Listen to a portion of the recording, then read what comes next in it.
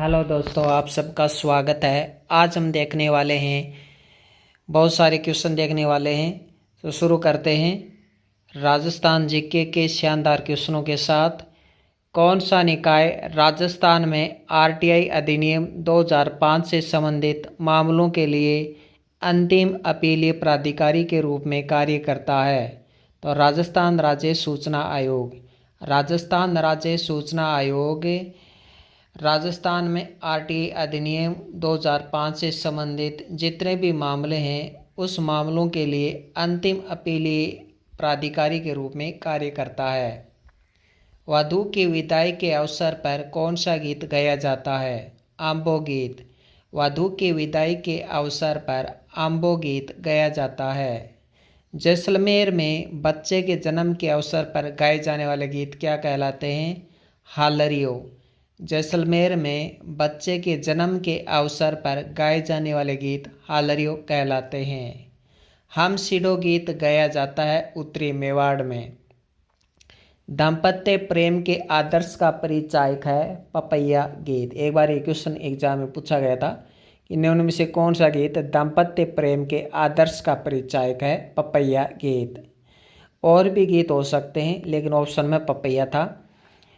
कुरंजा गीत गाया जाता है मारवाड़ में। कुरंजा गीत मारवाड़ में गाया जाता है।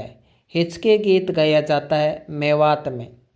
मारवाड़ में पाबूजी की आराधना में गाए जाने वाले गीत हैं पावड़ा गीत। मारवाड़ में पाबूजी की आराधना में गाए जाने वाले गीत क्या कहलाते हैं? पावड़ा गीत।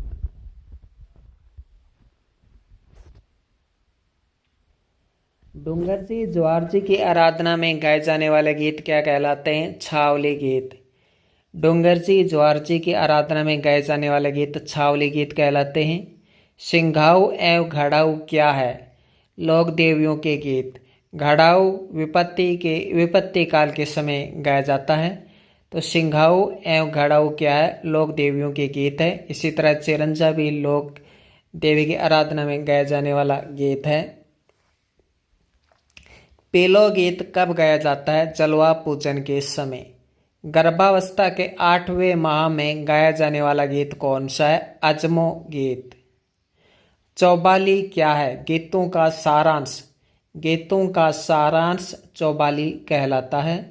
गर्भावस्था के 8वें माह में गाया जाने वाला गीत कौन सा है? अजमो गीत। रात्रि जागरण का अंतिम गीत कौन सा होता है? कोकड़ी गीत। दूल्हे के द्वारा तोरण पर छड़ी मारते समय कौन सा गीत गाया जाता है? कुकुड़ दो। कला की गीत है वीर रस प्रधान। दीवाने ए आम दीवाने ए खास का निर्माण किसने करवाया? मिर्जा जयसिंह ने। सिसोदिया रानी महल का निर्माता कौन है? स्वाई जयसिंह। जल महल भी स्वाई जयसिंह ने बनवाया था। मानसागर में है जल महल।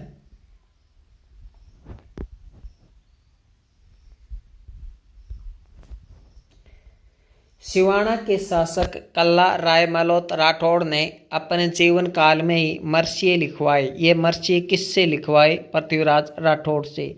मर्सियों का संबंध मारवाड़ क्षेत्र से, अर्थात मर्सिये मारवाड़ में लिखे जाते थे। तो सिवाना के शासक कल्ला राय मलोत राठौड़ ने अपने जीवन काल में ही मर्सिये लिखवाए। किसने लिखवाए थे? कल्ला राय मलोत राठौड़ ने। और किससे लिखवाए? पृथ्वीराज राठौड़ से। मोती डोंगरी महल का निर्माता कौन है? मोती डोंगरी महल का निर्माता स्वाई माधो सिंह प्रथम माने जाते हैं। तो मोती डोंगरी महल का निर्माता स्वाई माधो सिंह प्रथम है। चंद्रमेणा पर विजय का उत्सव मनाने के लिए कछुआओं द्वारा कौन सा मेला शुरू किया गया था? खलकाणी माता का मेला। तो चंद्रमेणा से संबंधित ये खलकाणी माता का मेला आप याद रखें। शीतला माता जिसका मंदिर माधो सिंह ने करवाया था। शीतला माता जिसका मंदिर माधो सिंह प्रथम ने करवाया, और ये इसका अन्य नाम है बैलगाड़ी का मेला। शोषक पतझड़ वन कहाँ कहाँ पाए जाते हैं? तो सिरोही में। कैसे याद रखें? देखिए हमारी रोही होती है। रोही हर किसी के गांव में रोही होती है, और उस रोही में जो पेड़ पौधे लगते हैं उसके पत्ते सूखे होते हैं। अलवर यानी लवर, अलवर यानी लवर, लवर होते हैं वो शुष्क रहते हैं, पत्ते मुरझाए हुए पत्ते की तरह शुष्क शुष्क रहते हैं लवर। बूंदाबूंदी देखिए राजस्थान में बूंदाबूंदी वैसे ही कम होती है तो पत्ते शुष्क रहते हैं। कोटा और शुष्क पत्ते हो जाते हैं तो हम पेड़ पौधे क्या कर देते हैं, कोटा यानी काट देते हैं। और इसके अलावा वागड़ क्षेत्र में भी होते हैं उदयपुर, सवाईमाधोपुर, चित्तौड़गढ़, भीलवाड़ा, राजसमंद, करौली।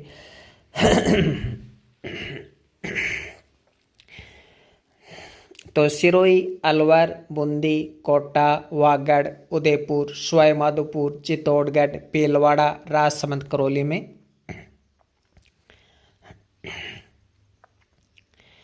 निम्न में से यह कथन किस प्रकार के वन से संबंधित है? ये वन वागड़, उदयपुर, कोटा, चित्तौड़गढ़ में पाए जाते हैं। वर्षा 75 से 110 सेमी होती है। ये वन 6.86 भाग पर पाए जाते हैं। तो यह शुष्क सागवान वन। सबसे इम्पोर्टेंट लाइन 3 नंबर है। 6.86% भाग पर पाए जाते हैं।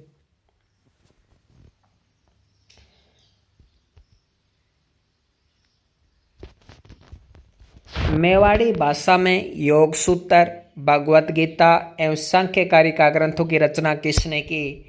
मेवाड़ी भाषा में योग सूत्र, भगवत गीता एवं सांख्य कारिका ग्रंथों की रचना किसने की? चतुर सिंह ने। कौन सा त्योहार जैन धर्म का नहीं है? 10 लक्षण पर्व है, सुगंध दशमी पर्व है, बड़ी सातम, ऑप्शन द कोई नहीं। तो देखिए कौन सा त्योहार जैन धर्म का नहीं है, तो बड़ी सातम है, वो जैन धर्म का त्योहार नहीं है। जैन धर्म का त्योहार है 10 लक्षण पर्व है, सुगंध दशमी पर्व है। विवाह के समय वधू के लिए वर पक्ष की ओर से लाए गए कपड़े आभूषण क्या कहलाते हैं? बारी पड़ला कहलाते हैं। मारवाड़ में किसी खास मौके अवसर पर अफीम देने और खाने की प्रथा क्या कहलाती है? रियाण। मेवाड़ रियासत में मेवाड़ के महाराणा के प्रति स्थायी भक्ति की शपथ लेना क्या कहलाता है? आन प्रथा। राजस्थान में विवाह के अवसर पर नव वधू के साथ जाने वाली लड़की क्या कहलाती है? ओलंदी।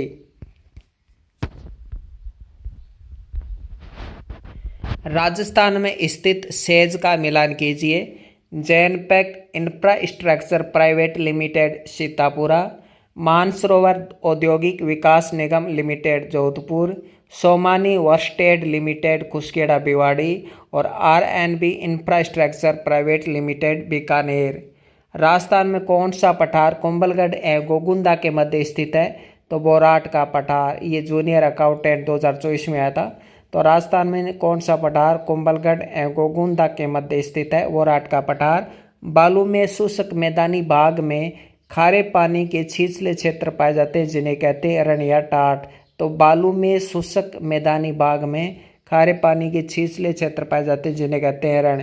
निम्न में से किस महीने में डिग्गी कल्याण जी का मेला नहीं लगता है? एक बार क्वेश्चन आया था कि निम्न में से कौन सा मेला वो 3 बार लगता है साल में, उसमें था डिग्गी कल्याण जी का।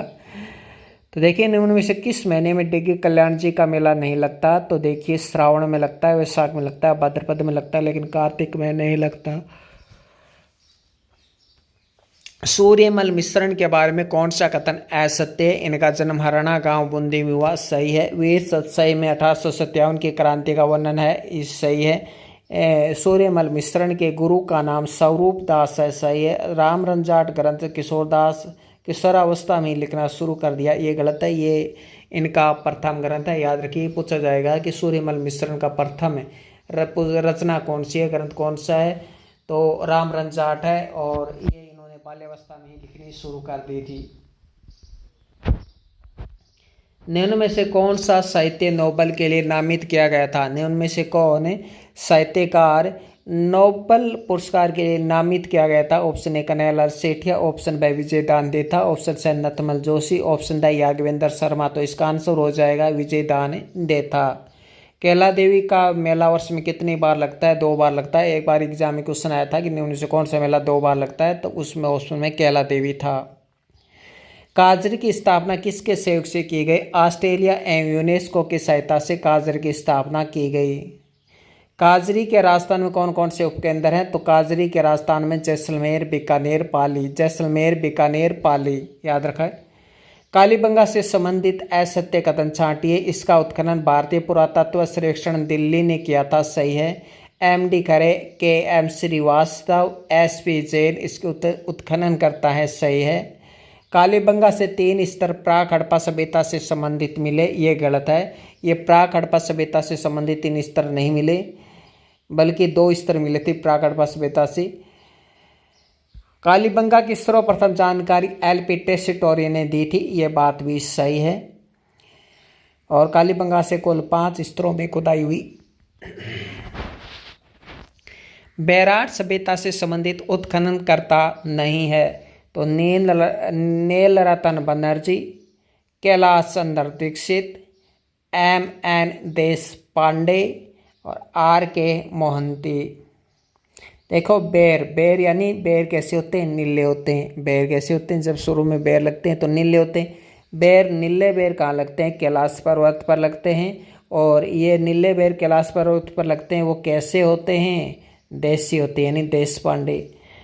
RK मोहंती बैराट सभ्यता से संबंधित नहीं है। याद रखिए, ये क्वेश्चन पूछा जा चुका है। ये क्वेश्चन पूछा गया था राजस्थान कांस्टेबल के एग्ज़ाम में कि बर्ड रॉक पेंटिंग कहाँ से मिली, तो बर्ड रॉक पेंटिंग है ये बैराट से प्राप्त हुई थी।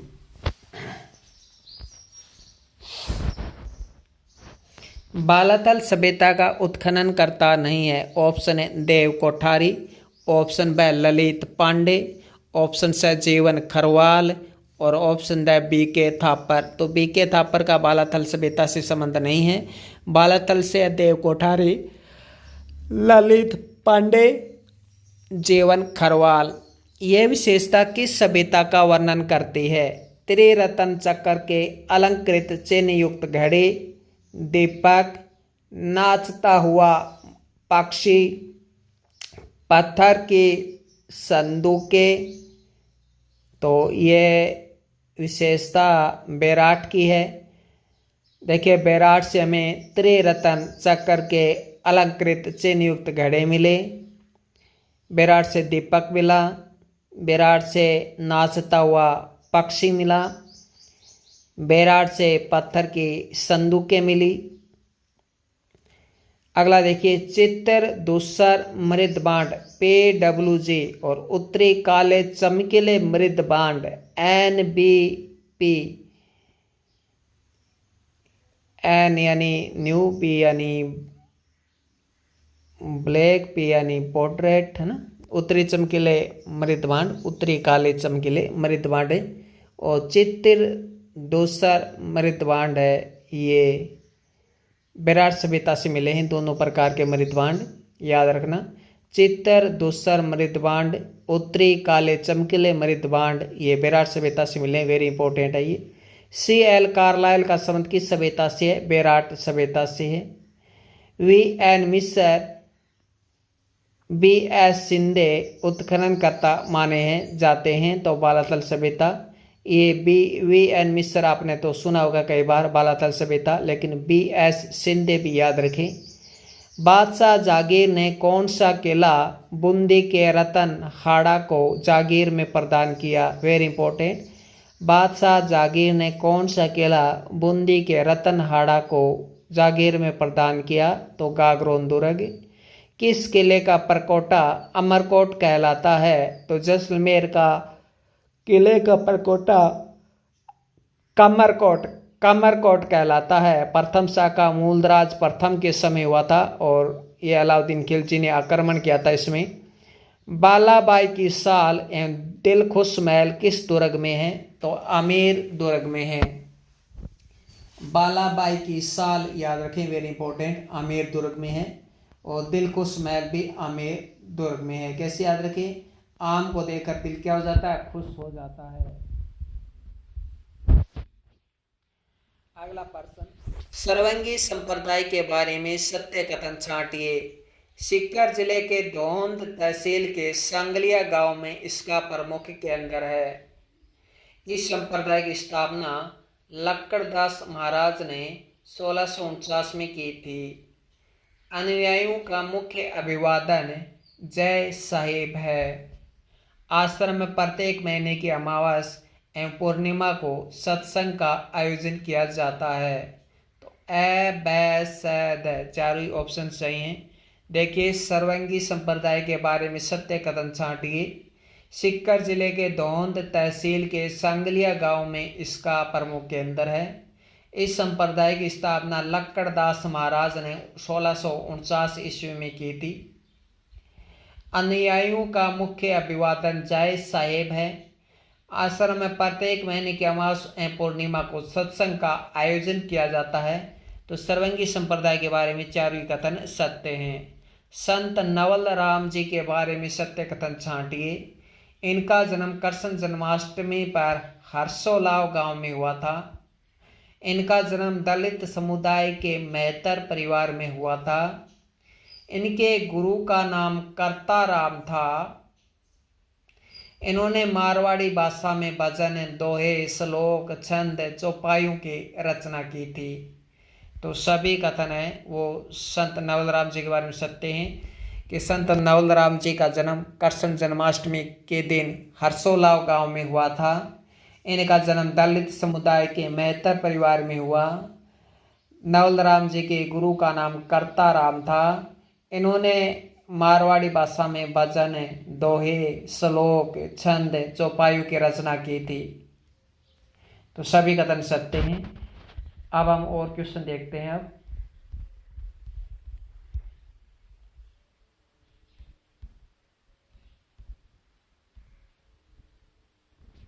अगला देखिए, ग्रामीण महिलाओं में प्रचलित ऊनी घाघरा क्या कहलाता है? धाबला।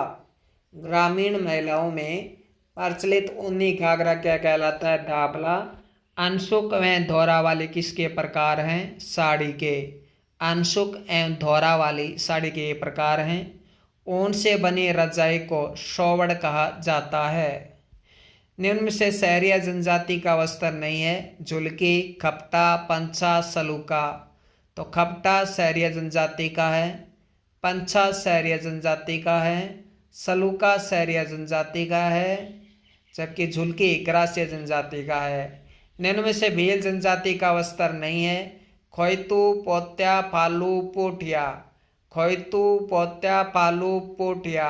तो देखिए, भील जनजाति के वस्त्र हैं, खोयतू है, पोत्या है, फालू है, पोठिया नहीं है। समुद्री लहरिया प्रसिद्ध है जयपुर का।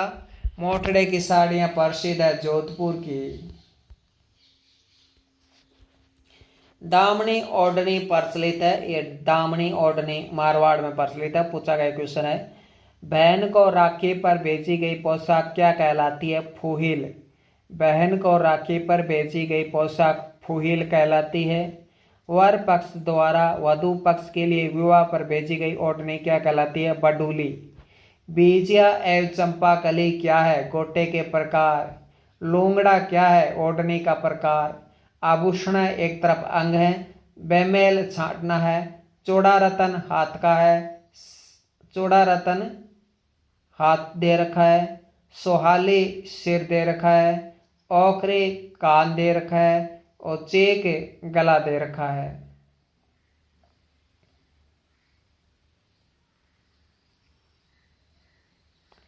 तो इसका सही आंसर हो जाएगा चौड़ा रतन।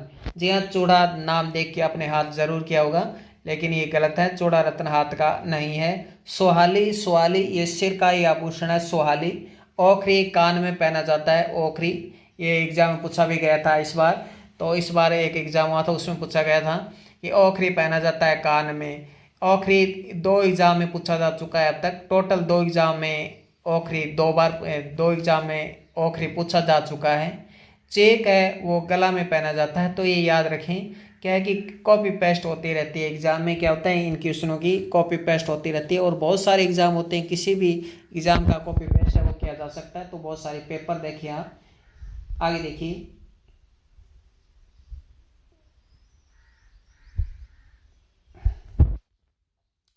सुमेलित कीजिए। तो देखिए, सुमेलित करते हैं। खेवण, बुलाक, बलने ये नाक में पहने जाते हैं, सही है। खेवण नाक में, खेवण नाक में, बुलाक नाक में, बलने नाक में। खेटली कान में।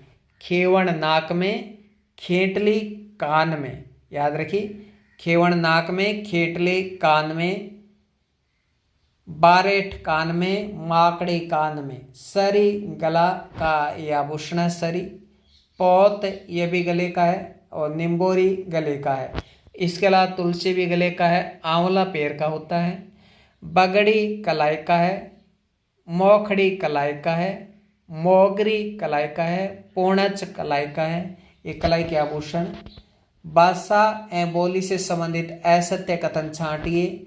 डिंगल का सर्वप्रथम उल्लेख कुवल्यमाला में मिलता है, ये गलत है। मारवाड़ी का सर्वप्रथम उल्लेख राजियारा सोठा में मिलता है, ये सही है। हाड़ौती का सर्वप्रथम उल्लेख कैलांग की हिंदी ग्रामर पुस्तक में मिलता है, ये सही है। ढूंढानी बोली का सर्वप्रथम उल्लेख 8 देशश्री गुजरी पुस्तक में मिलता है, ये सही है।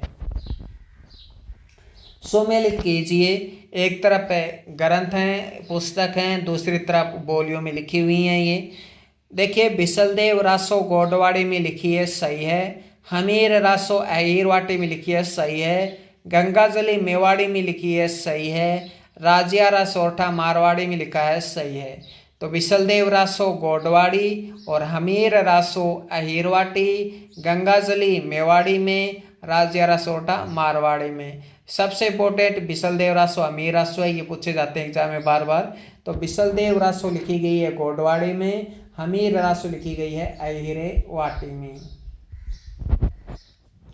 कामा तहसील में कौन सी बोली बोली जाती है? कठेर मेवाती, खड़ी मेवाती, भयाना मेवाती, बिछोता मेवाती। तो कामा तहसील में भयाना मेवाती बोली जाती है। अगला क्वेश्चन, ओमा पट गई सोडी से नीम के नीचे गड्डी में रात में।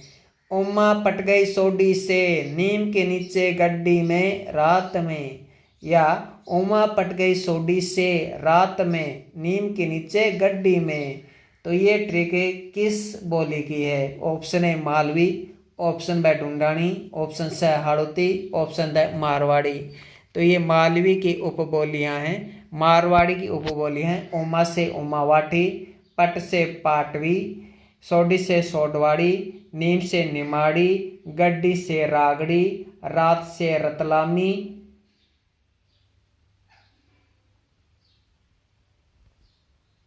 आगे देखिए, खेराड़ी बोली जाती है तो बूंदी एवं टोंक में। खेराड़ी बोली जाती है बूंदी एवं टोंक में, वेरी इंपॉर्टेंट।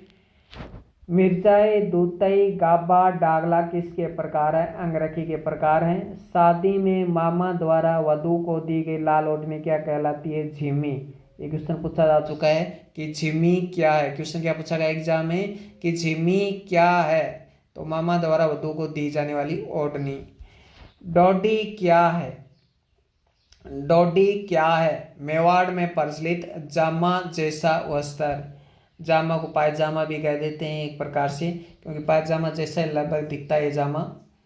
जामा भारी होता है, बस इतना फर्क है। बेल पुरुषों द्वारा साफा पर बांधा जाने वाली रंगीन पट्टी क्या कहलाती है? तो भेल पुरुषों द्वारा साफा पर बांधी जाने वाली रंगीन पट्टी जाडिया कहलाती है। रेन साई क्या है? लहंगे की छींट। ये क्वेश्चन पूछा गया एग्जाम में। सुमेलित कीजिए, आभूषण एक तरफ है, अंग है। सोवन पान, ये इनको सुमेलित करना है तो सोवन पान हो जाएगा कलाई का आभूषण। सोवन पान कलाई का आभूषण हो जाएगा। बादरायण मुझे याद नहीं आ रहा है। मिर्जा बार पक्का, मिर्जा बार पक्का ये गले का आभूषण हो जाएगा। मिर्जा बार पक्का, सॉरी ये सिर का आभूषण हो जाएगा। मिर्जा बार पक्का सिर का आभूषण हो जाएगा। सोवन पान कलाई का, मिर्जा बार पक्का सिर का आभूषण। ये दो आभूषण हैं, बादरायण और पांचाली दो रह गए हैं। इनमें से गला का कौन सा, कान का कौन सा है? इस क्वेश्चन को मैं कमेंट बॉक्स में बता दूंगा आपको। अगला देखिए, राइफल, अस्तूर, बहेल, बालोई पहने जाते हैं। राइफल, अस्तूर, बहेल, बालोई पहने जाते हैं। तो ये कहाँ पहने जाते हैं? कलाई के आभूषण हैं ये। राइफल कलाई में, अस्तूर कलाई में, बहेल कलाई में और बालोई कलाई में। निम्न में से कमर का आभूषण नहीं है। मतलाई कमर का है, झालरों कमल का है, कडफूल कमर का है, लेकिन जहर यह भी एक आभूषण है जहर, लेकिन ये कमर का आभूषण नहीं है। कमर का आभूषण है कडफूल। कडफूल को कडचाबी कहते हैं।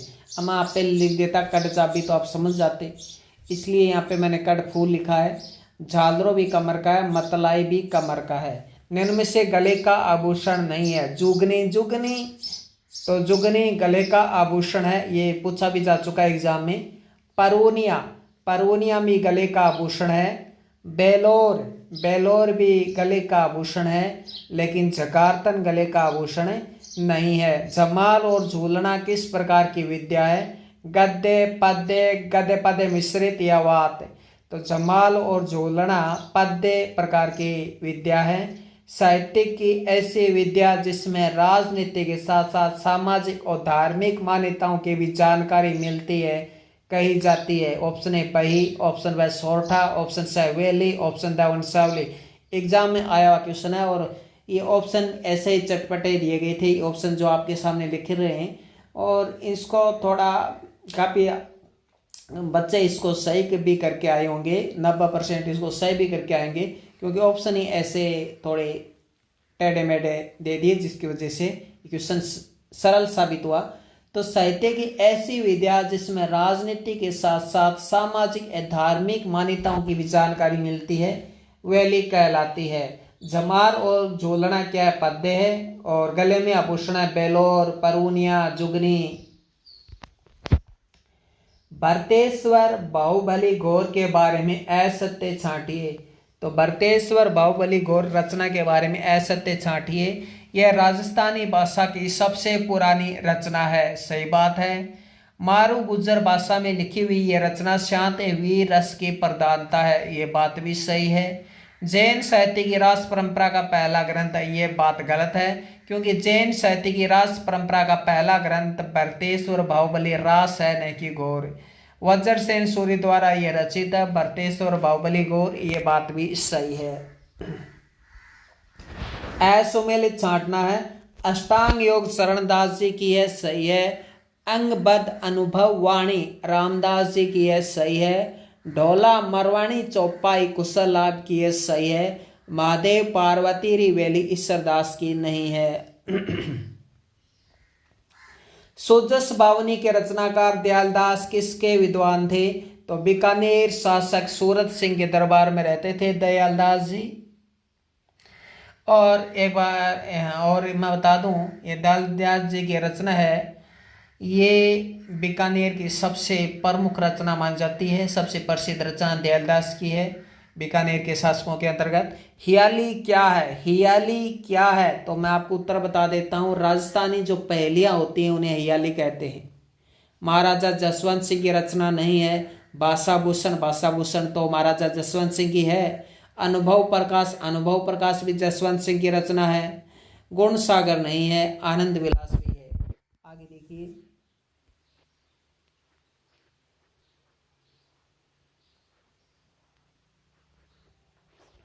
बाड़मेर की अजरक पद्धति के बारे में सत्य कथन छांटिए। यह लाल और नीले रंग में रंगा जाता है, ये बात सही है।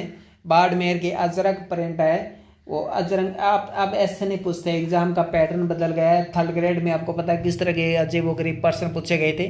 तो आप ऐसे नहीं पूछते कि अजरक प्रिंट कहाँ के प्रसिद्ध है, नहीं पूछे जाएंगे। सीधा पूछा जाएगा बाड़मेर की अजरक पद्धति के बारे में सत्य कथन छांटिए। यह लाल और नीले रंग में रंगा जाता है, ये बात सही है। अजरक पद्धति प्रिंट है वो लाल और नीले रंग में होती है। वस्त्रों पर दोनों ओर छपाई की जाती है, याद रखिए अजरक पद्धति में वस्त्रों के दोनों ओर छपाई की जाती है। इसके अलंकरण ज्यामितीय होते हैं। इनके अलंकरण क्या होते हैं? अजरक पद्धति में अलंकरण ज्यामितीय होते हैं। तो अवश्य तीनों ही सत्य हैं। जयपुर की बगरू प्रिंट के बारे में बताइए। पहले तो पूछा जाता था बगरू प्रिंट कहाँ की प्रसिद्ध है, जयपुर में, लेकिन अब पैटर्न चेंज हो गया है। अब देखिए हमें सत्य कथन छांटने हैं बगरू प्रिंट के बारे में।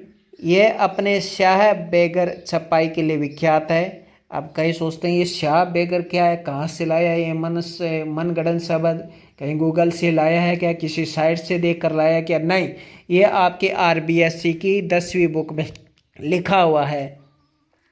ये अपने स्याह बेगर छपाई के लिए विख्यात है। इसमें काले एवं लाल रंग से छपाई की जाती है। स्याह बेगर का मतलब होता है काला और लाल रंग, लेकिन मैंने आपको यही बात डबल लिखी ताकि आपको कंफ्यूज किया जा सके, और ऐसे ही आपको एग्जाम में भी कंफ्यूज ही किया जाएगा। तो देखिए, इसमें अपने स्याह बेगर छपाई के लिए विख्यात है। इसमें काले एवं लाल रंग से छपाई की जाती है।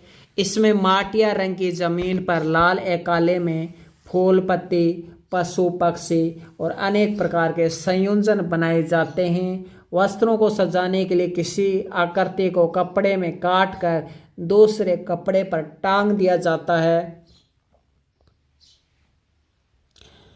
तो ऑप्शन द गलत हो जाएगा, क्योंकि ये चट्टा पट्टी से संबंधित है। पूछा जाएगा, वस्त्रों को सजाने के लिए किसी आकृति को कपड़े में काट कर, वस्त्रों को सजाने के लिए किसी कपड़े को आकृति में काट कर दूसरे कपड़े पर टांग दिया जाता है। वस्त्रों को सजाने के लिए किसी कपड़े को काट कर आकृति में काट कर किसी आकृति में काट कर दूसरे कपड़े पर टांग दिया जाता है, तो इसे क्या कहते हैं? चट्टा पट्टी कहते हैं। ये याद रखें। तो ऑप्शन ए सही है, ब सही है, स सही है, द गलत है, क्योंकि ये चट्टा पट्टी से संबंधित है, न कि बगरू से। तो इसलिए ऑप्शन हो जाएगा ए ब स। ए ब स ऑप्शन नंबर 3 हो जाएगा। तो ये है हमारी बगरू प्रिंट, जिसमें लाल काले जमीन पर, इसमें मटिया रंग की जमीन पर, जमीन कहते हैं, देखो वो जमीन नहीं, हमारी वाली जमीन नहीं, ये वस्त्र की जमीन। रागड़ी व निमाड़ी बोली जाती है, मालवी से संबंधित है। उमा पट गई रात में सोडी से, नीम के नीचे गड्डी में। अगला देखिए, मालवी बोली जाती है प्रतापगढ़ में। आपके RBSC की बुक में लिखा है कि मालवी बोली कहाँ बोली जाती है? प्रतापगढ़ में।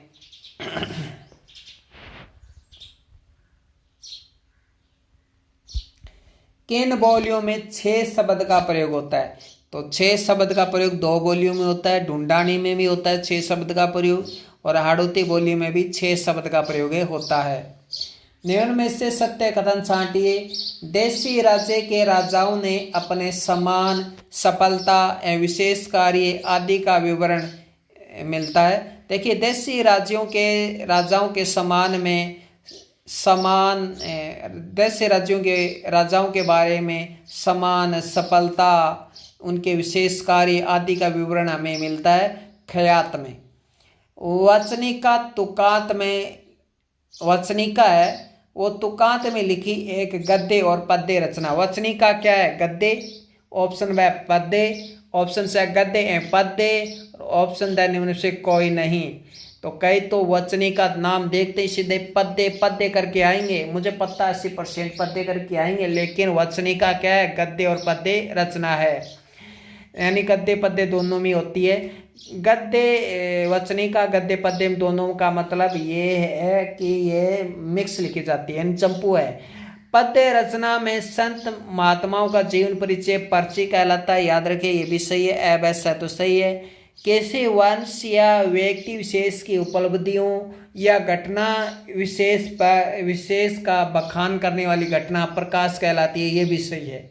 किसी वंश या व्यक्ति विशेष की उपलब्धियों या घटना विशेष का बखान करने वाली घटना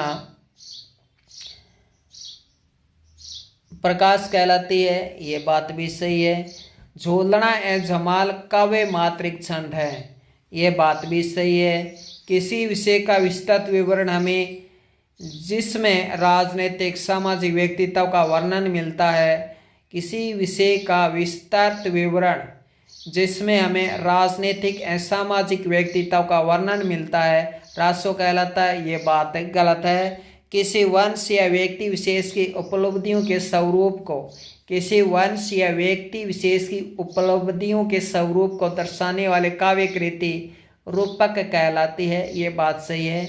तो ए ब स द ये और ल, ए ब स द ये और ल ऑप्शन नंबर 3 है वो सही हो जाएगा, सभी सत्य नहीं है। तो देखिए किसी वंश या व्यक्ति विशेष की उपलब्धियों के स्वरूप को दर्शाने वाली काव्य कृति रूपक कहलाती है। कोई वंश हो गया, कोई व्यक्ति विशेष की उपलब्धियां हो गई, किसी वंश की विशेष उपलब्धियां, किसी व्यक्ति की विशेष उपलब्धियां का जो स्वरूप है उसी को हम रूपक कहते हैं, काव्य के रूप में होता है ये भी याद रखें।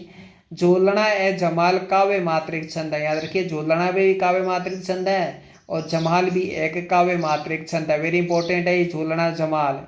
किसी विषय का विस्तृत विवरण हमें जिसमें राजनीतिक और सामाजिक व्यक्तित्व वर्णन मिलता है रासो कहलाता है, यह गलत है। देखिए इसमें रासो में किसी विषय का विस्तृत विवरण नहीं होता, बल्कि किसी विशेष व्यक्ति के बारे में, उसकी उपलब्धियों के बारे में विस्तृत विवरण जरूर होता है, लेकिन इसमें सिर्फ राजनीति से होता है, सामाजिक से नहीं होता है, इसलिए ये रासो इसका आंसर नहीं होगा।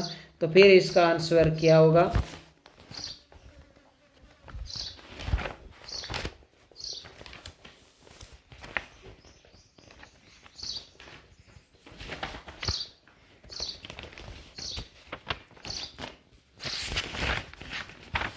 मालवी बोली प्रतापगढ़ और झालावाड़ दोनों में ही बोली जाती है, लेकिन आरपीएससी में सिर्फ प्रतापगढ़ ही लिखा हुआ है। तो प्रतापगढ़ और झालावाड़ दोनों ही आप कर लेना, प्रतापगढ़ और झालावाड़ में मालवी बोली जाती है।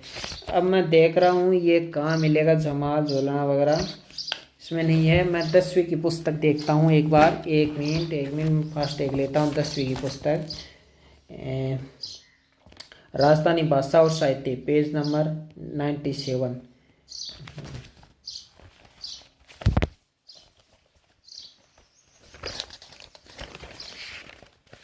यहाँ पे मिलेगा, हाँ ये देखो, ये क्या कहलाता है? किसी विषय का विस्तृत विवरण, किसी विषय का विस्तृत विवरण हमें जिसमें मिलता है, जिसमें सामाजिक राजनीतिक व्यक्तित्व वर्णन होता है, इसे विगत कहते हैं, रासो नहीं, इसे विगत कहते हैं। रासो किसे कहते हैं? कि जिस काव्य ग्रंथ में किसी राजा की कीर्ति, राजा की विजय, राजा के युद्ध, राजा की वीरता आदि का विस्तृत विवरण हो उसे रासो कहा जाता है। जबकि विगत से किसी विषय का विस्तृत विवरण प्राप्त होता है, इसमें इतिहास की दृष्टि से शासक, उसके परिवार, शासक साथ साथ उसके परिवार, राज्य के प्रमुख व्यक्ति यानी राज्य के क्षेत्र के प्रमुख व्यक्ति यानी अन्य राजाएं भी आ जाते हैं, इसमें अन्य शासक भी आ जाते हैं, उनके राजनीतिक सामाजिक व्यक्तित्व का वर्णन हमें मिलता है। एक सिलोका दे रखा, सिलोका क्या होता है? सिलोका साधारण पढ़े लिखे लोगों द्वारा लिखे गए हैं, इसलिए ये जन साधारण की भावनाओं को आम जन तक पहुंचाते हैं। राव अमर सिंह रा सिलोका, अजमाल जी रा सिलोका, राठौर कुशल सिंह जी रा सिलोका, बाटी कहर सिंह जी रा सिलोका, ये सिलोके प्रसिद्ध हैं। तो देखिए सीधा पूछा जाएगा कि साधारण पढ़े लिखे लोगों द्वारा लिखी गई रचनाएं जो जन साधारण की भावनाओं को आम जन तक पहुंचाते हैं, इसे कहते हैं सिलोका। एक वैली होती है, वैली क्या होती है? वैली वो छंद में लिखे होते हैं, विविध विषय रहते हैं इसमें। ये वैली धार्मिक पर भी लिख सकते हैं, इतिहास पर भी लिख सकते हैं। तो वैली विविध विषयों से संबंधित वैलियाँ होती हैं और ये छंद में लिखे जाते हैं। इसके अलावा मर्ष्या तो आप जानते ही हैं। एक वात होता है, वात से संबंधित भी क्वेश्चन बन सकता है, मैं बताऊंगा क्या क्वेश्चन बनेगा। देखिए वात क्या होता है कि कहानी की तरह वात होती है, इसमें भी कहानी की तरह ही होती है वात। इसमें कहने सुनने की एक विशेष विद्या, कहने वाला भी एक विशेष विद्या रखता है, सुनने वाला भी एक विशेष विद्या रखता है। अब ये विशेष विद्या है कौन सी? तो देखते हैं।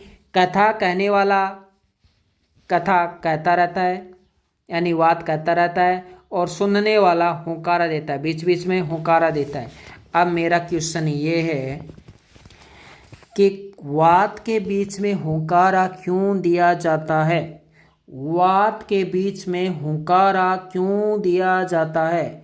ऑप्शन ए ताकि श्रोता उसकी कहानी में विश्वास कर सके। ऑप्शन बी श्रोता कथाकार को लगे कि श्रोता उनके बात में रुचि ले रहा है। ऑप्शन सी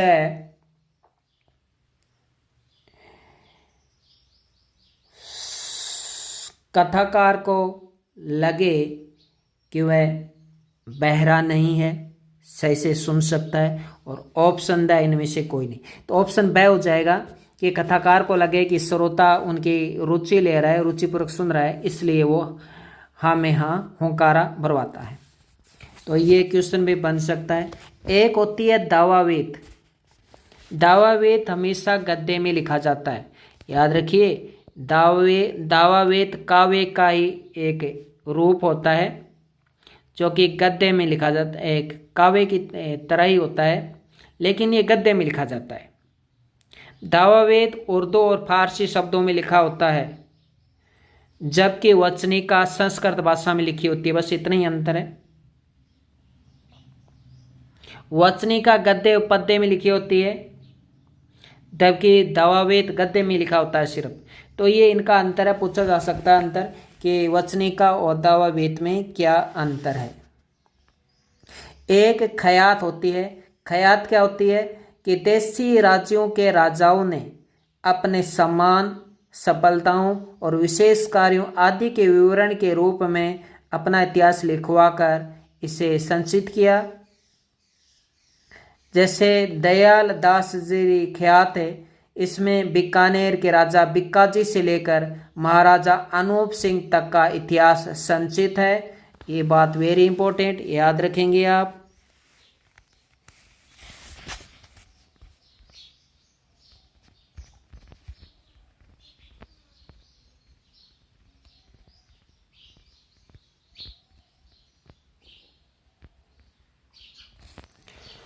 अगला क्वेश्चन, गोगाजी के भजन क्या कहलाते हैं? छाबली। जी हाँ, गोगाजी के भजन भी छाबली कहलाते हैं। डूंगर जी ज्वार जी के भजन भी छाबली कहलाते हैं, दोनों याद रखें। गोगाजी के सिर्फ दो लोक देवताओं के भजन ही छाबली कहलाते हैं, गोगाजी और डूंगर जी ज्वार जी। कई बार ऐसे पूछ लेते हैं इनमें से किसके भजन छाबली कहलाते हैं? गोगाजी हम पढ़ के चले जाते हैं, ऑप्शन देता है Gogaji, option B Dungar ji Jawar ji, option ज Dev Narayan ji, option D Pabu ji, option E Teja जी, ऐसे दे देते हैं, याद रखें। गोगाजी के भजन में वाद्य यंत्र बजाया जाता है डेरू।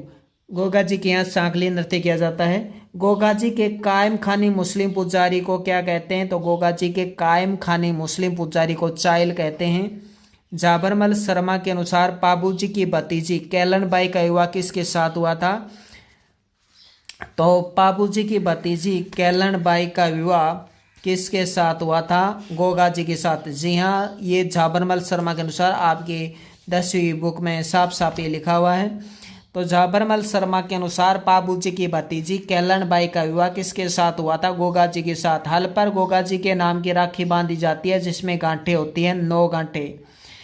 गोगाजी ए महमूद गजनवी के मध्य हुए युद्ध का वर्णन हमें किसमें मिलता है? कायम खा रासों में। आगे देखिए, गोगाजी की रचनाओं से संबंधित ऐसुमेली छांटिए। गोगाजीरा रसावला, ये है बिट्ठू मेह की, ये सत्य है। गोगाजीरा ख्याल, ये लच्छीराम की, ये भी सत्य है। कायम खा रासो, ये इनायत खा की, ये गलत है, जान कवि की है। गोगाजीरी मेड़ी आशा बाराट, ये सत्य है। तो देखिए कैसे याद रखिए, देखिए गोगाजीरा रसावला, बिट्ठू मेह, बिट्ठू यानी मिट्ठू, बिट्ठू यानी मिट्ठू, मेह यानी मैं जानते हो ना बरसात में, हमारे यहाँ राजस्थान में मैं कहते हैं, तो राजस्थानी बोले आनी चाहिए हमें, ट्रिक याद होगी तभी। तो मैं होता है ना, तो मिट्ठू बोलती है, और जब मिट्ठू बोलती है तो अलग ही रस हमें प्राप्त होता है। तो हमें पता है कौन सा रस, हम सेकंड ग्रेड में पढ़े होंगे, रस लेते हैं ना। तो गोगाजीरा रसावला बिट्ठू में है। गोगाजीरा ख्याल लच्छी राम, गोगाजीरा ख्याल है लच्छी राम। गोगाजीरी मेड़ी आशा बाराहट। अब देखिए गोगाजीरी मेड़ी में जाते हैं कितने बार? 12 बार। बाराहट 12 बार जाते हैं। गोगा जी की मेडी में हमें 12 बार जाते हैं। और हमारे मन में जब गोगा जी के मेडी में जाते हैं तो गोगा जी की मेडी में जाते समय हमें एक ही ख्याल आता है, यार लच्छी ले आते साथ में, लच्छी ले आते, क्योंकि इतनी दूर आए हैं, चक्कर भी आएंगे, बहुत ज़्यादा गर्मी है, तो लच्छी ले आते, गोगा जी महाराज को लच्छी चढ़ा देते, तो लच्छी ले आते, यह हमारे ख्याल आता है। और जब हम गोगा जी की मेडी में लच्छी लेकर जाते हैं तो हमें वहाँ पे मिट्ठू मिलता है, मिट्ठू यानी तोता होता है, तो मिट्ठू मिलता है, और मिट्ठू की बोली का हमें रस अलग ही प्राप्त होता है, अलग ही रस प्राप्त होता है, बहुत अच्छा बोलता है मिट्ठू।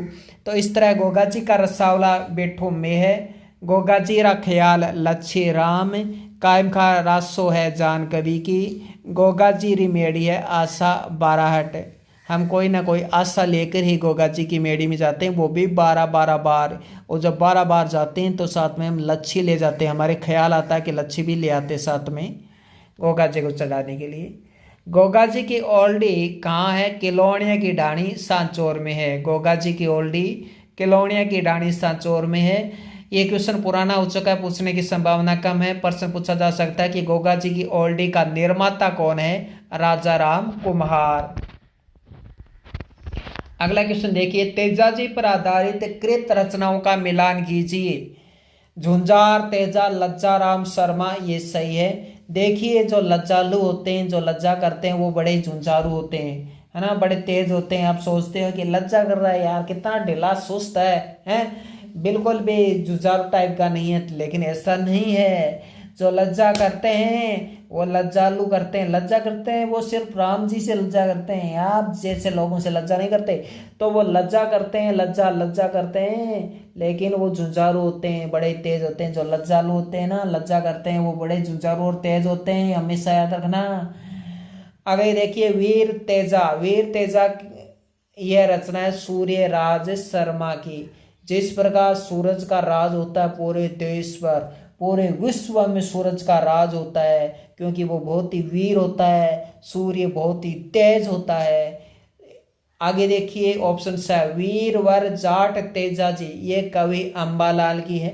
वीर के लिए वर तो अंबा ही देखेगी, अंबालाल।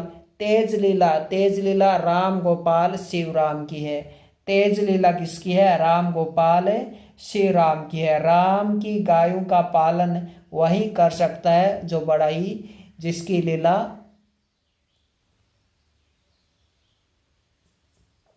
राम है, वो गायों का पालन कर रहे हैं, तो ये राम की क्या है? लीला ही तो है, वो भी तेज वाली। आगे देखिए, तेजाजीरा बयावला किसकी रचना है? तेजाजीरा बयावला option A Banshidhar Sharma, option B Poonam Chand Sikhwal, option C Mahendra Banawat, option D कवि अंबालाल। तो तेजाजीरा बयावला किसकी रचना है? तो बंशीधर शर्मा की रचना है। निम्न से तेजाजी का मंदिर अवस्थित है? Option A Bhawta, option B Mandawariya, option C Bansi Dugari, option D Sureli. तो तेजाजी के मंदिर हैं वो भावता में भी है, तेजाजी का मंदिर मंडावरिया में भी है, तेजाजी का मंदिर बांसी दुगारी में भी है, तेजाजी का मंदिर सुरेली में भी है। तो ए बै सैद चारों ही जगह तेजाजी के मंदिर हैं। भावता में भी है, मंडावरिया में भी है, बांसी दुगारी में भी है, सुरेली में भी है। चांदोजी डेमाजी साउंतजी हरमलजी, चांदोजी डेमाजी साउंतजी हरमलजी, चांदोजी डेमाजी साउंतजी हरमलजी का संबंध है पाबूजी से। चांदा देवा खापू पेमा, चांदा देवा खापू पेमा को शरण किसने दी? पाबूजी ने दी। लक्ष्मण के अवतार पाबूजी, प्लेग रक्षक हाड़ फाड़ वाले देवता पाबूजी। ये 11 नंबर और 12 number very very important. Chandoji Demaji Sawant ji Harmal ji का संबंध है पाबूजी से। चांदा देवा खापू पेमा को शरण किसने दी? पाबूजी ने।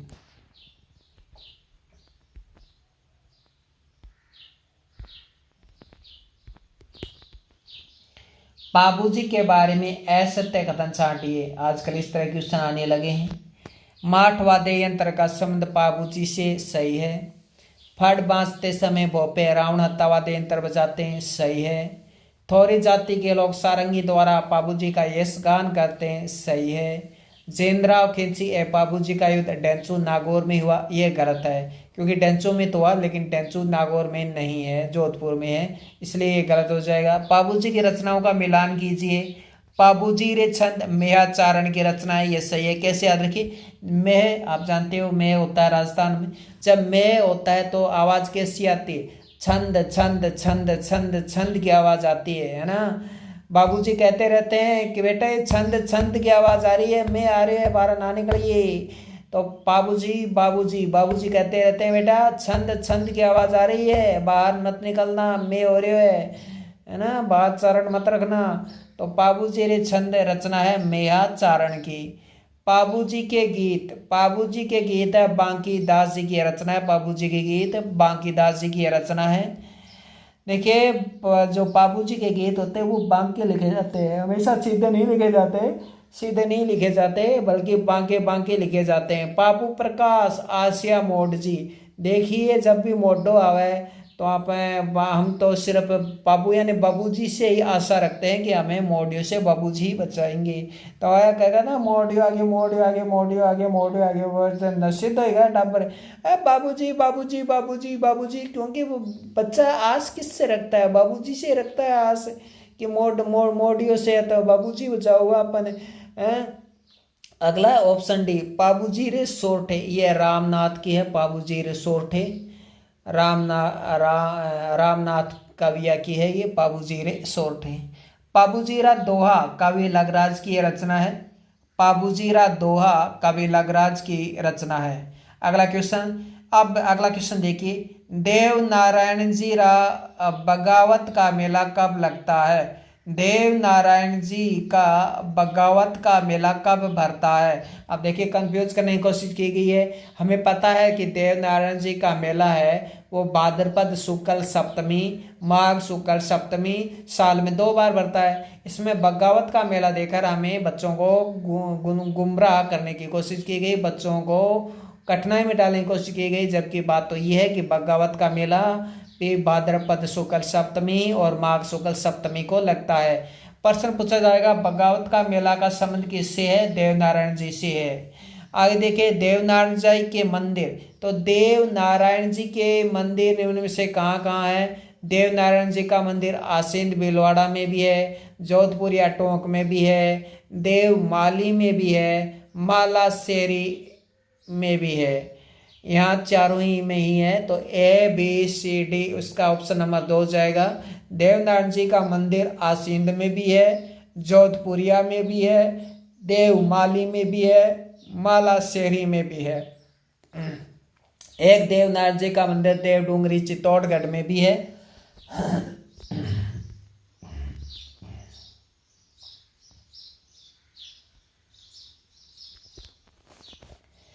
कानड़ देव की मृत्यु के बाद मल्लीनाथ जी कहाँ के शासक बने। कानड़ देव की मृत्यु के बाद मल्लीनाथ जी कहाँ के शासक बने, महेवा के। रामदेव जी को पोखरण की जागीर किसने प्रदान की। तो रामदेव जी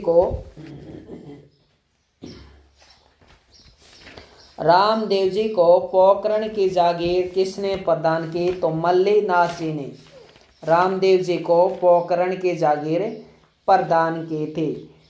और इन्होंने अपनी भतीजी को ये पोखरण दहेज में दे दिया था। फिर रामदेव जी ने अपनी भतीजी को पोखरण जागीर में दे दिया था। रामदेव जी ने फिर रामदेवरा रोनेचा बसाया, यानी ये जो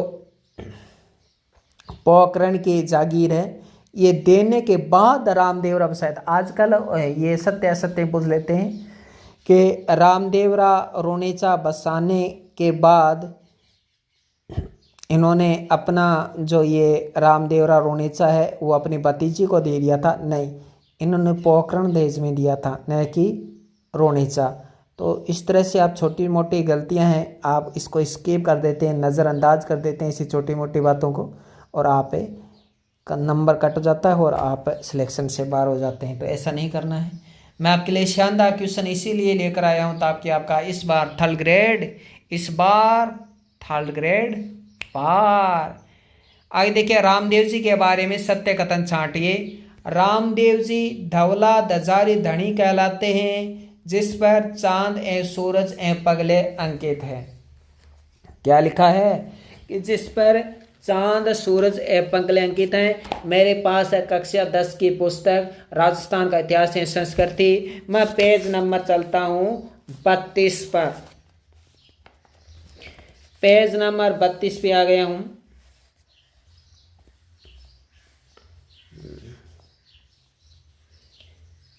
और पेज नंबर 32 पे आ गया हूँ और इसमें लिखा हुआ है चांद सूरज एवं पगले अंकित हैं। तो देखिए, चांद भी अंकित है, पगले और सूरज है ये अंकित हैं।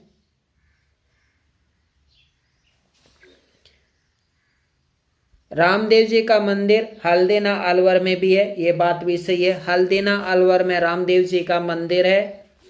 रामदेव जी का प्रधान मंदिर का निर्माता गंगा सिंह है, ये भी सही है। ऑप्शन ए बैस है, सभी कथन सत्य हैं। रामदेव जी के मंदिर कहाँ कहाँ है? तो रामदेव जी का मंदिर रामदेवरा में भी है, ये बात सही है। रामदेव जी का मंदिर मसूरिया में भी है, ये बात भी सही है। मसूरिया जोधपुर में रामदेव जी के मंदिर के रामदेव जी के गुरु का भी मंदिर है मसूरिया पहाड़ी पर, बालीनाथ जी का। रामदेव जी का मंदिर बिराठिया में भी है, बिराठिया पाली में। रामदेव जी का मंदिर उड्डू कश्मीर बाड़मेर में भी है, सूरता खेड़ा चित्तौड़गढ़ में भी है। देव डूंगरी में देवनारायण जी का मंदिर है और सूरता खेड़ा में, चित्तौड़गढ़ के सूरता खेड़ा में रामदेव जी का मंदिर। देव डूंगरी चित्तौड़गढ़ में देव डूंगरी चित्तौड़गढ़ में देवनारायण जी का मंदिर और सूरता खेड़ा चित्तौड़गढ़ में रामदेव जी का मंदिर है। बिराठिया पाली में भी रामदेव जी का मंदिर है। मसूरिया जोधपुर में भी रामदेव जी का मंदिर है। रामदेवरा जैसलमेर में भी रामदेव जी का मंदिर है। उड्डू कश्मीर बाड़मेर में भी रामदेव जी का मंदिर है। A B C D E सभी में रामदेव जी का मंदिर है। मेवाड़ शासक उदय सिंह ने कल्लाजी राठौड़ को कहाँ की जागीर प्रदान की? मेवाड़ शासक उदय सिंह ने कल्लाजी राठौड़ को कहाँ की जागीर प्रदान की? तो रुंडेला की जागीर प्रदान की। अब मेरा प्रश्न है और आप कहीं से भी खोज कर लाए, कैसे भी खोज कर लाए, मुझे आंसर बताना है। और ये क्वेश्चन एकदम सही है कि मेवाड़ शासक उदय सिंह ने जयमल राठौड़ को कहाँ की जागीर प्रदान की? जयमल राठौड़ को कहाँ की जागीर प्रदान की, ये आपको हमें बताना है। अगर आप नहीं बता पाते तो मैं आपको कमेंट बॉक्स में बता दूंगा। तो मेवाड़ शासक उदय सिंह ने कल्लाजी राठौड़ को कहाँ की जागीर प्रदान की? रुंडेला की जागीर प्रदान की। आगे देखिए,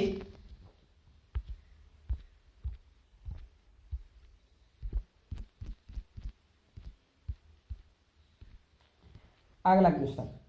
उत्सव के समय ताल व नृत्य के साथ गाया जाने वाला गीत। उत्सव के समय ताल एवं नृत्य के साथ गाया जाने वाला गीत क्या कहलाता है? सरसरी गीत कहलाता है। डूंगर जी ज्वार जी के बारे में सत्य कथन छांटना है। डूंगर जी ने नसीराबाद छावनी को लूटा, ये बात सही है। लोटिया जाट सावता मीणा बालूजी सांखू ज्वार जी, इन्होंने मिलकर डूंगर जी को आगरा के किले से मुक्त करवाया, ये सही है। डूंगर जी को जोधपुर महाराजा तख्त सिंह ने एवं ज्वार सिंह को बीकानेर महाराजा रतन सिंह ने शरण दी थी, ये बात भी सत्य है। तो डूंगर जी को जोधपुर महाराजा तख्त सिंह ने एवं ज्वार सिंह को बीकानेर महाराजा रतन सिंह ने शरण दी, ये बात भी सही है। तो ज्वार सिंह को बीकानेर महाराजा रतन सिंह ने शरण दी थी, ये क्वेश्चन एग्जाम में आ भी चुका है। मिलान कीजिए। लोक देवता है, दूसरी तरफ जन्म है। वीर फत्ता जी का जन्म साथू जालौर में हुआ, सही है। वीर बिग्गा जी का जन्म रेडे गांव बीकानेर में हुआ, सही है। जुझार जी का जन्म इमलोहा सिक्कर में हुआ, सही है। जो लोहा लेते हैं वही जुझारू होते हैं, लोहा लेते हैं वही तो जुझारू होते हैं। पन्नराज जी का जन्म नग्गा गांव जैसलमेर में है। जब हम पानी लेने जाते हैं तो नंगे पांव जाते हैं। वीर फत्ता जी का जन्म साथू जालोर में हुआ। जब भी वीर फतेह फतेह करते हैं तो वो साथ में तो जाते हैं, साथ में तो फतेह फतेह करते हैं। ऐसा तो है नहीं कोई वीर है वो अकेला ही फतेह फतेह किया जा रहा है ना। फतेह का मतलब समझेंगे कि फतेह हासिल होगी हमें, फतेह फतेह फतेह। तो ऐसा तो है नहीं कि वीर है वो अकेला ही फतेह फतेह किया जाएगा, है ना। जो वीर होते हैं वो साथ में, साथू यानी साथ में फतेह फतेह करते हैं, है ना, और लोरी गाते हैं। वीर भिक्काजी रेड्डी गांव बीकानेर में इनका जन्म हुआ था। वीर भिक्काजी का जन्म है रेड्डी गांव बीकानेर में हुआ था। एक तरफ लोक देवता है, एक तरफ है मंदिर है। गौतम बाबा का मंदिर कौशलिया सिरोही में है। तो कैसे याद रखें, गौतम यानी गौ, गौतम यानी गो, गो गो यानी गाय। गाय का हम क्या करते हैं, पालन पोषण करेंगे, पोषण करेंगे। वो भी कहाँ पे, रोही में। हम तो हमारे यहाँ भी एक गाय है, वो हम रोही में ही बांधते हैं, वहीं पे उसका पालन पोषण करते हैं। क्योंकि घर में नहीं करते, क्योंकि घर में मेहमान आते हैं, जब कोई हमारे फ्रेंड आते हैं तो हमें आजकल क्या है शर्म सी आती है ना। तो हमें इसलिए गायों को, गौ को रोही में रखते हैं, वहीं पे उसका पालन पोषण करते हैं, यानी पोष लिया यहाँ भी, वहीं भी पोष लेते हैं उनको। तो गौतम बाबा का मंदिर है वो कौशलिया सिरोही में है। मेहाजी बापणी ओसिया में है। देखिए मेह की सबको आस रहती है कि मैं आसी, सब इसी आस में बैठे रहते हैं। बापूजी तो सबसे आस में बैठे रहते हैं। बापणी ओसिया।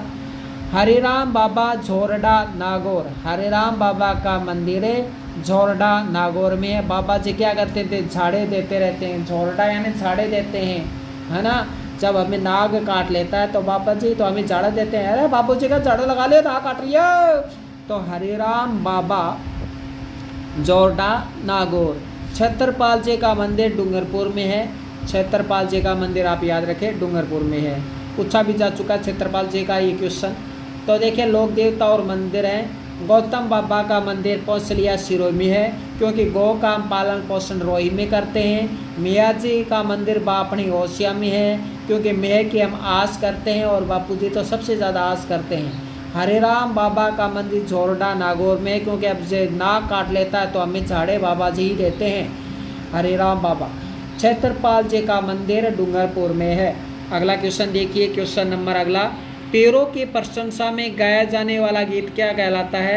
तो पैरों की प्रशंसा में गाया जाने वाला गीत जकड़िया गीत कहलाता है। पैरों के प्रशंसा में गाया जाने वाला गीत जकड़िया गीत कहलाता है। पाना गुजरी का संबंध किस लोक देवता से है। पाना गुजरी का संबंध मियाजी मांगलिया से है, क्योंकि एक बार प्रश्न पूछा गया था कि लाछा गुजरी की गायों का संबंध किससे है। तो लाछा गुजरी की गायों का संबंध तेजाजी से है। ये क्वेश्चन पूछा जा चुका है।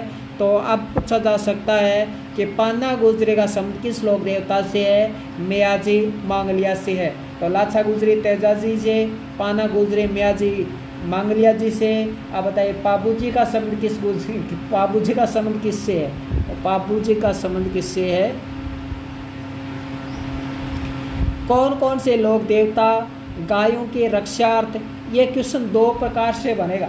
ये क्वेश्चन है दो प्रकार से बनेगा। पहला प्रकार देखिए, कौन कौन से लोक देवता गायों की रक्षार्थ हेतु वीर गति को प्राप्त हो गए।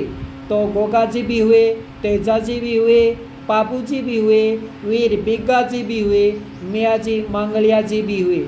ये पांचों ही लोक देवता गायों की रक्षार्थ हेतु वीर गति को प्राप्त हो गई। अब क्वेश्चन नंबर 2 टाइप का कि पंच पैरों में कौन से लोक देवता, पंच पैरों में कौन से लोक देवता गायों की रक्षार्थ हेतु वीर गति को प्राप्त हुए। इसके लिए आपको पंच तीर्थ याद रहने जरूरी है। एक तो माजी मियाँ जी मांगलिया जी हो गए, एक गोगा जी हो गए, और है क्या बाबू जी पंच पैरों में शामिल है क्या, पता होना चाहिए। आदिवासियों का हरिद्वार कहा जाता है, गौतमेश्वर मेला को कहा जाता है आदिवासियों का हरिद्वार, गौतमेश्वर मेला, याद रखिए। एक तरफ लोक देवता है, दूसरी तरफ वृक्ष है, यानी इन वृक्ष के नीचे इनके मंदिर बने होते हैं। वीर फत्ता जी का बबूल के नीचे एकदम सही है। झुंझार जी का खेजड़ी के नीचे एकदम सही है। देव बाबा का नीम के नीचे एकदम सही है, और गोगा जी का खेजड़ी के नीचे ये भी सही है। प्रश्न नंबर 31, पंचमुखी पहाड़ी जालोर में है। पंचमुखी पहाड़ी जालोर में किसका मंदिर है? तल्ली नाथ जी का मंदिर है। भाद्रपद, एक बार तल्ली होने के बाद हम तल्ली हो जाते हैं, पी कर तल्ली हो गई, पीकर हम तो तल्ली हो गए, फिर हमें 5-5 मुख दिखते हैं, 5-5 मुख दिखने लग जाते हैं, एक ही चेहरा 5-5 दिखने लग जाते हैं, क्योंकि तल्ली हो रखा है भाई। भाद्रपद शुक्ल नवमी को मेला भरता है, झुंझार जी का मेला भरता है, और भाद्रपद कृष्ण नवमी को गोगा जी का, भाद्रपद शुक्ल नवमी को झुंझार जी का, याद रखना। भाद्रपद कृष्ण नवमी को तो गोगा जी का सबको याद है, भाद्रपद शुक्ल नवमी को झुंझार जी का मेला भरता है, याद रखें। अगला देखिए, आंबो गीत गाया जाता है पोत्रे की विदाई पर। एक तरफ मेले हैं, लोक देव, एक तरफ है लोक देवता है, दूसरी तरफ मेले हैं। मेलों का लोक देवता से मिलान करना है। देखिए, वीर फत्ता जी का मेला भाद्रपद शुक्ल नवमी को लगता है, आलम जी राठौड़ का भाद्रपद शुक्ल द्वितीय को लगता है, देव बाबा का भाद्रपद शुक्ल पंचमी को लगता है, और हरिराम बाबा का मेला भाद्रपद शुक्ल चतुर्थी को लगता है। देखिए, वीर फत्ता जी का मेला भाद्रपद में, आलम जी राठौड़ का भाद्रपद में, देव बाबा का भाद्रपद में, हरिराम बाबा का भाद्रपद में, और याद रखिए चारों का शुक्ल पक्ष में लगता है। और एक बात और याद रखिए कि 70% जो लोक देवता हैं उनका मेला भाद्रपद में ही लगता है। 30% लोक देवता ऐसे हैं जिनका मेला अन्य में लगता है, और 10% लोक देवता ऐसे भी हैं जिनका मेला भाद्रपद के अलावा अन्य में भी लगता है, वो भी आ जाएगा कोई ना कोई। देखिए आगे आएगा, वीर फत्ता जी का मेला भाद्रपद शुक्ल, आलम जी राठौड़ भाद्रपद शुक्ल, देव बाबा भाद्रपद शुक्ल, हरिराम बाबा भाद्रपद शुक्ल। तो पहले तो आपको कम से कम शुक्ल पक्ष याद होना चाहिए। तो वो कहते हैं ना तुक्का लग गया, तो तुक्का लगने के लिए कम से कम 50% जानकारी तो होना आवश्यक है ना। तो वीर फत्ता जी का मेला 50% आवश्यक, यानी शुक्ल पक्ष तो होना चाहिए याद। वीर फत्ता जी का मेला भाद्रपद शुक्ल नवमी को लगता है, और किसका लग रहा है भाद्रपद शुक्ल नवमी को? झुंझार जी का।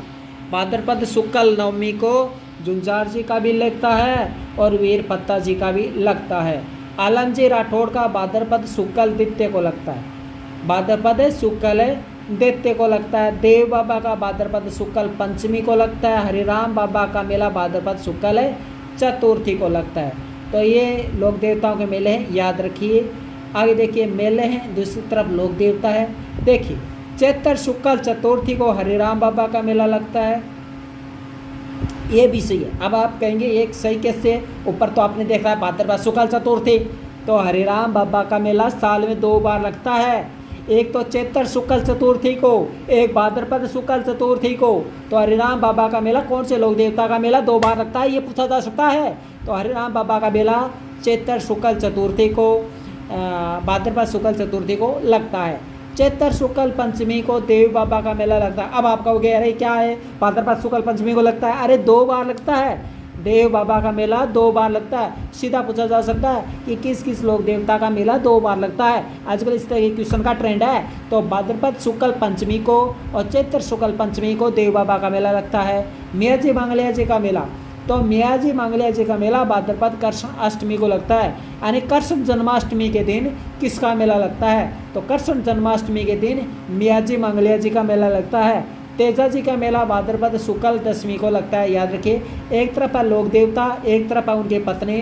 तेजा जी की पत्नी है पेमल, देवनारायण जी की पत्नी है पीपल, पापू जी की पत्नी है पापू जी की पत्नी है फुलमदे सुप्यारदे, और रामदेव जी की पत्नी है नेतल।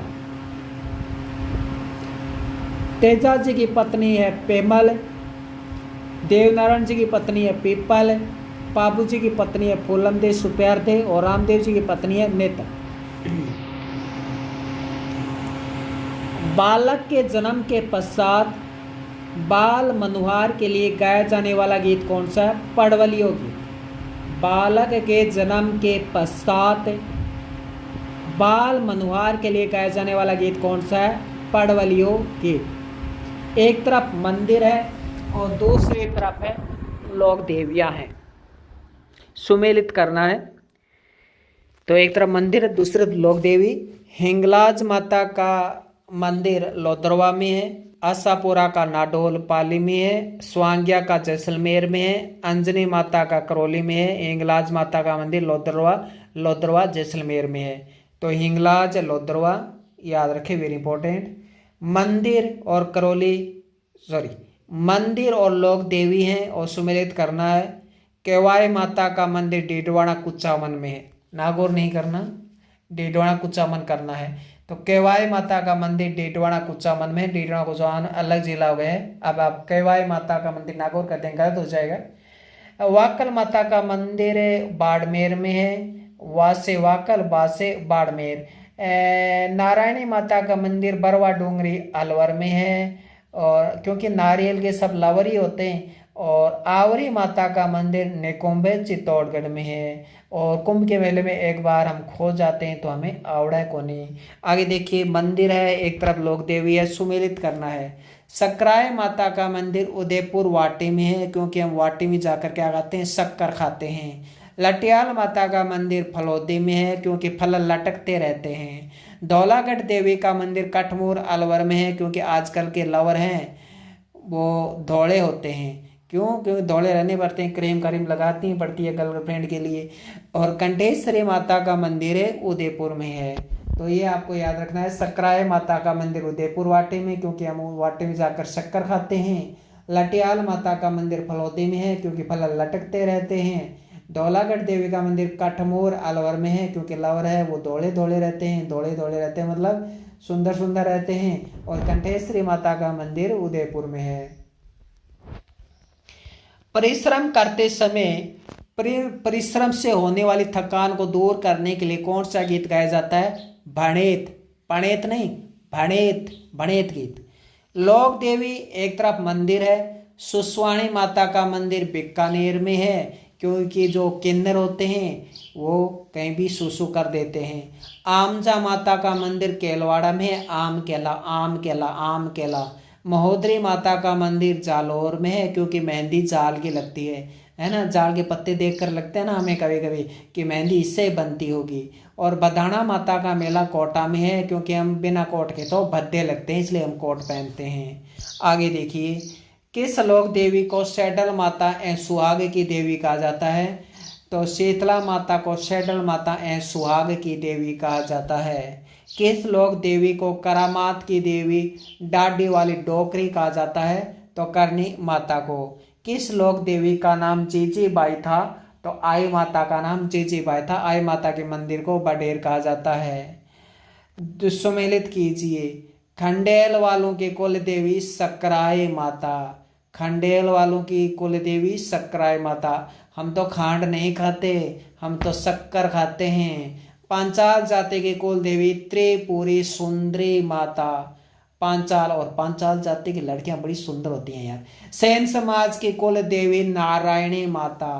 नारायणी माता, तो सेन समाज की कुल देवी नारायणी माता।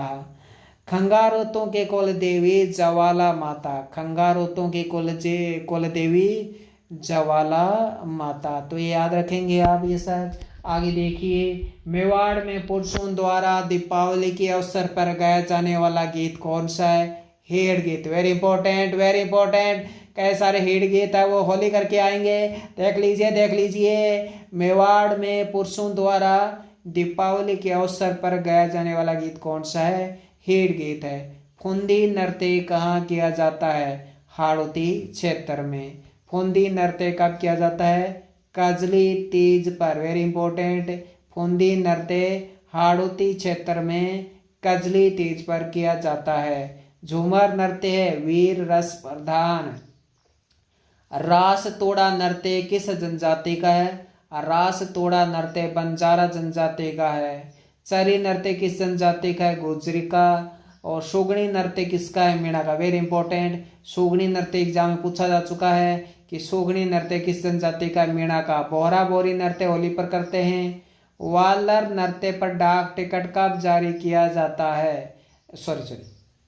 वालर नृत्य पर डाक टिकट कब जारी किया गया था? 1991 में। Very important. वीर प्रधान नृत्य ग्रासीय पुरुषों का। अब देखिए ये चारों ही नृत्य ग्रासियों का है।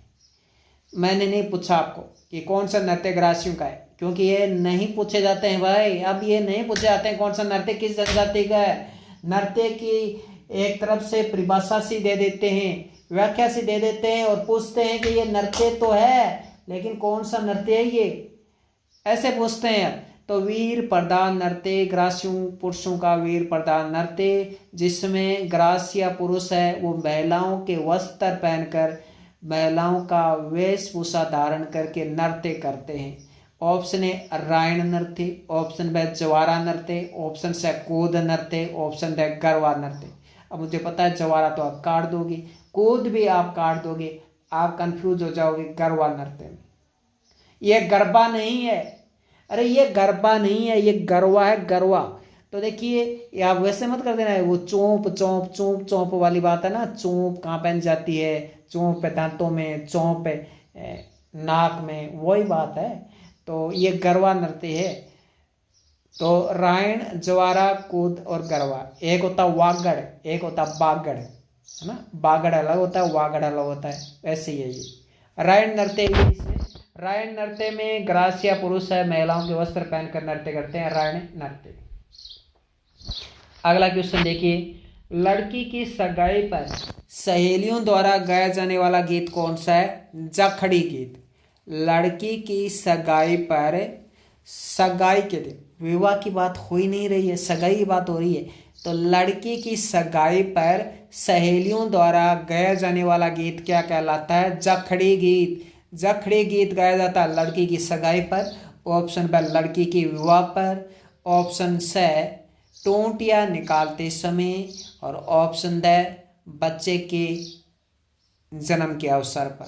तो जखड़ी गीत गाया जाता है लड़की की सगाई पर, याद रखें। आंगे बांगे नृत्य कहाँ किया जाता है, सॉरी कब किया जाता है, ये पूछा है। Very very important, very very important. आंगे बांगे नृत्य किया जाता है तीज के अवसर पर। मिलान कीजिए, एक तरफ गीत है एक तरफ संबंध दे रखा है, और ये क्वेश्चन आया हुआ है आज, सॉरी ये आए इसी साल के किसी एग्जाम में। होरी नृत्य ये त्योहार गीत है, ये पूछा गया था, ये गीत का संबंध है क्या? होरी त्योहार गीत है एक, चैती त्योहार गीत है, ऋतु गीत है एक चैती। सियाला, सियाला जानते हो, सियाड़ो पड़ा तो ऋतु गीत है ये। और हरजस एक धार्मिक गीत है, और चिरंजा भी एक धार्मिक गीत होता है। मोरियो गीत है, मोरियो गीत ऐसे लड़के द्वारा गाया जाता है जिसकी सगाई हो चुकी हो लेकिन विवाह होना बाकी। ये पूछा जा चुका है एग्जाम में कि वह कौन सा गीत है जो लड़के द्वारा तब गाया जाता है जब उसकी सगाई हो चुकी हो लेकिन विवाह होना बाकी, यानी विवाह में देरी हो रही है, सगाई हो गई है, उसकी सगाई हो गई है और विवाह होने में देरी है, और उसे अपने प्रीतम की याद आ रही है कि अब मन्ना आवड़ा को नहीं, वरना ले जा मैं मोरियो गीत गाऊंगी। अब पीपले गीत कहाँ गाया जाता है? पीपले गीत, ये क्वेश्चन आया हुआ है, ये क्वेश्चन आया है राजस्थान कांस्टेबल में। राजस्थान कांस्टेबल में ये गीत पूछा जा चुका है। और पीपले गीत कहाँ गाया जाता है? शेखावाटी और मारवाड़ दोनों में ही गाया जाता है। ऑप्शन में दोनों ही थे, शेखावाटी व मारवाड़। ऑप्शन था शेखावाटी व मारवाड़, मारवाड़ में मेवाड़, हाड़ौती क्षेत्र, और ऑप्शन था ढूंढान क्षेत्र। तो उसमें ऑप्शन माना गया शेखावाटी में मारवाड़। डिलीट नहीं हुआ वैसे, क्योंकि कि पीपली गीत है वो ज़्यादातर मारवाड़ में गाया जाता है, शेखावाटी में पीपली गीत वैसे नहीं गाया जाता है। देखिए पीपली गीत वैसे नहीं गाया जाता शेखावाटी में, पीपली गीत मारवाड़ में ज़्यादा प्रचलित है। लेकिन क्या है कि शेखावाटी में भी गाया जाता है। कहते हैं ना 10 लोग शेखावाटी में गा रहे हैं, 90 मारवाड़ में गा रहे हैं, तो शेखावाटी में मान लेते। मांगणियार गायन शैली कहाँ की प्रसिद्ध है? मांगणियार गायन शैली कहाँ की, ये मैं इसलिए बता रहा हूँ क्योंकि पीपली गीत आ जाएगी शेखावाटी या मारवाड़। तो शेखावाटी मारवाड़ दोनों अलग अलग आते हैं, तो मारवाड़ करते हैं, लेकिन दोनों अलग नहीं आएंगे क्योंकि एक साथ पूछा जा चुका है। मांगणियार गायन शैली कहाँ की प्रसिद्ध है? जैसलमेर बाड़मेर की। लंगा गायन शैली कहाँ की है? जैसलमेर बाड़मेर की। अब प्रश्न है, मांगणियार गायन शैली भी जैसलमेर बाड़मेर की है, लंगा गायन शैली भी जैसलमेर बाड़मेर की है। लंगा गायन शैली लंगा जाति गाती है, मांगणियार गायन शैली मांगणियार जनजाति गाती है। अब प्रश्न है कि लंगा जाति कहाँ रहती है, मंगनियार जाति कहाँ रहती है। तो सिंपल सी बात है, गायन शैली यहाँ की प्रसिद्ध है। तो जैसलमेर बाड़मेर में रहती है मंगनियार और लंगा जी, है ना। विशेष जनजाति हैं, हर कहीं तो पाई नहीं जाती, इसलिए ये भी पूछा जा सकता है, क्योंकि जनजातियों का आपका क्वेश्चन है। तो ये क्यों नहीं पूछा जा सकता। आप बेल कर रहे हो, ग्रासिया कर रहे हैं, सैरिया कर रहे हैं, कंजर कर रहे हैं, सांसी कर रहे हैं, काथोड़ी कर रहे हैं, तो फिर लंगा और मंगनियार से जाति भी करें आप याद कि ये कहाँ रहती हैं। हमेशा वही थोड़ी पूछेगा। तालबंदी गायन शैली कहाँ की प्रसिद्ध है। तालबंदी गायन शैली अलवार, भरतपुर, धौलपुर, करौली, सॉरी धौलपुर करौली नाम याद है, धौलपुर देख कर पूरा पासा पलट देगा। तो तालबंदी गायन शैली कहाँ की प्रसिद्ध है। अलवार, भरतपुर, करौली, सवाई माधोपुर की प्रसिद्ध है। विवाह में अतिथि के आगमन का तरीका क्या कहलाता है, फलसड़ा। तो ये तीनों याद रखने पर्सन। मंगनियार गायन शैली कहाँ की प्रसिद्ध है, जैसलमेर बाड़मेर की। लंगा गायन शैली कहाँ की प्रसिद्ध है, ये भी जैसलमेर बाड़मेर की। तालबंदी गायन शैली कहाँ की प्रसिद्ध है, अलवार, भरतपुर, करौली, सवाई माधोपुर। तो तीनों गायन शैली भी मैंने आपको बता दी है। बहुत सारे गीत बताए हैं महत्वपूर्ण। शानदार क्वेश्चनों के साथ हम टॉपिक को यहीं विराम देते हैं। बहुत ही शानदार क्वेश्चन है, आपको 100% बहुत सारे क्वेश्चन है CAT एग्जाम आने वाले सब इंस्पेक्टर में 3rd ग्रेड में आपको जरूर क्वेश्चन देखने को मिलेंगे। धन्यवाद।